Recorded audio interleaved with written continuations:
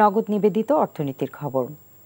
দেশের বাণিজ্যিক ৯টি ব্যাংকের চলতি হিসেবের তারল্য ঘাটতি ১৮,০০০ কোটি টাকা ছাড়িয়েছে বলে জানিয়েছে বাংলাদেশ ব্যাংক।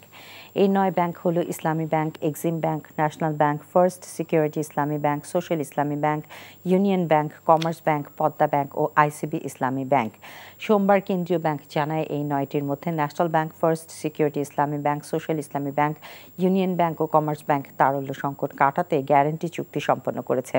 এছাড়া চুক্তি করতে বাংলাদেশ ব্যাংকের কাছে আবেদন করেছে ইসলামী ব্যাংক ও এক্সিম ব্যাংক।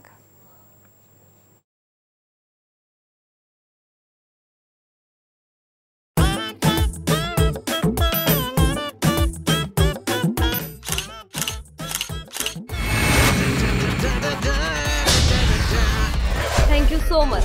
শুধু থ্যাঙ্কসই দিবেন, আর কিছু দিবেন না? যদি দেওয়ার মতো হয় সো যে কোনো কিছু। খুব খুশি লাগলো আপনার সাথে ডিল করে। Deal done. হ্যাঁ, 50 লাখ। বিউটিফুল।